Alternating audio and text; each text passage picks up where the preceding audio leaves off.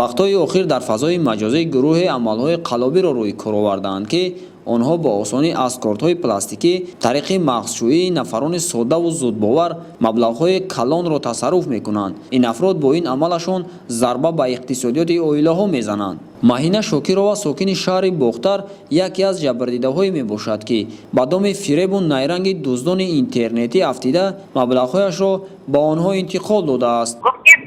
من میتونم که همین چیز شما که قسمت در کنید همین ما برای شما میپردم برای که من اون که عمر ندارم من کسلم درمندم ما باید که همین مبلغ ما به شما کراچه باقوج ما بسپرم به شما و خیلی باقوجش چیه باقوج من چند پل داره نفتم چند که میشه گفتی یه ورقتی بگیریم 20 میلیارد یورو کروچی من همین را گفت میپردم برای ایرپورتی شنبه نفتم شیخش ما روان کرد و من میگیم من روان کرد و پول طلب کرد گفتی در ایرپورت تاجیکی مبلغ طلب میکنم بعد او باقوده گذاروندنش قینه باید مبلغ بگیریم آدما را به تیما آدما رو بگیرن مبلغ شما را باقوجی ما را با بگیره شما کاروچی من پولا یا ایروش که پارتا یا ایروش که پارتا که میگیرن جا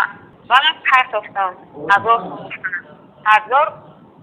گفتن کارو $1000 اول پارت افتن بعدش که نه کمای گفت اگه نورا پارت افتن گفت شما افتاد نکردن آدمای مرا قپیدن. پیشرفت و ترقیات تکنولوژی اطلاعاتی مخصوصا رشد بی‌سابقه پیدا نمودن ذهن صنعی در برابر آسان نمودن بعضی از فعالیت انسان همزمان وسیله برای عملی سازی هدف‌های جنایتی افراد قلاب و مردم فریب تبدیل یافته است. متاسفانه این افراد بازار قلابی خود را گرم نموده با استفاده از صدا و سیمای راهبران والامقام جمهوری تاجیکستان و شخصان مشهور و شناخته هر گونه اعلان و خبرهای بر دروغ پهن کرده ایستادند تا پول مفت به دست بیاورند. مقاله هست که گور سوزد و دیگ جوشد. با این افراد راست آمده عملهای نوجوان مردانه خویش را با همیانهای الکترونی مردم روا می‌بینند.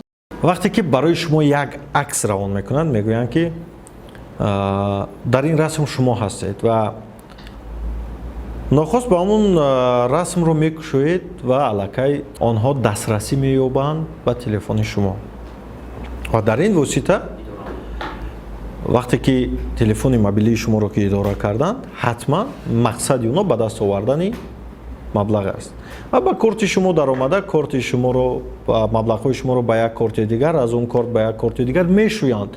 آنها تنها به یک کارت نه که با اون کارت گذشت علاقه ما میدونیم به این کارت گذشت و اون رو معاین کنیم که کی است. آنها از این کارت به یک کارت از این کارت به یک کارت دیگر میگذرانند. سبب هم همین است که مقامات قدرتی در یافتن اینها خیلی دشوار میکشند.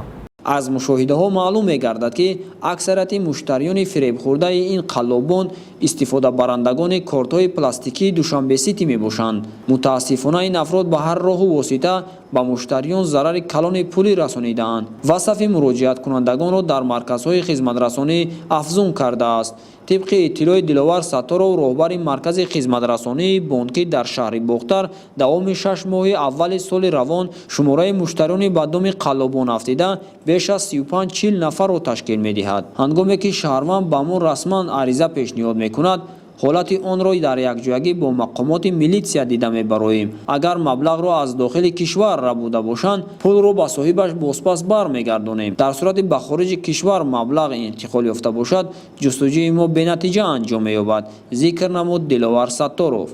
بیشتر در همه بانک‌های کاملی هست در این قلاب‌ها همه جا هستند و خاطری که در دوشنبه‌ستی بسیار مردم استفاده برندش قلاباتش بسیار است و مردم بسیار به همین کاملی من رو با همشنده همش نه اکثریتش نه بعضیش که مثل همین که بردون فریب کرد دیگه بگیم یه حالت در همه بانک با گفته نماینده‌های امانت بانک و بانک اسخط این مشکلی در میان مشتریان آنها ва истифодабарандагони кортҳои пластикӣ қариб ки дида намешавад.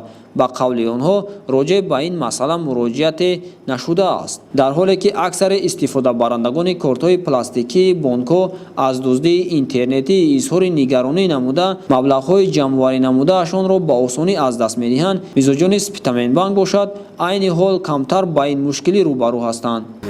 дар сурати ворид шудани қалоб ба номери мизоҷ барнома кор фаъол намегардад. ҳангоме ки худи мизоҷ ба бонк меояд, муроҷиат мекунад, танҳо бо шиноснома мо метавонем ки рақами телефонро иваз намоем ё ин ки мисол барномаро дар дигар бонк, дар дигар телефон барқарор намоем. ба андешаи коршиносони соҳаи истифодаи чунин системаи муҳофизати барномаи бонкӣ аз манфиат холӣ набуда, эътимоднокиро дар миёни истифодабарандагони кортҳои пластикӣ бештар мекунад. имрӯзҳо дигар ташкилоту хизматрасониҳои бонкӣ рӯ ба рӯи қаллобони интернетӣ фаъолият доранд.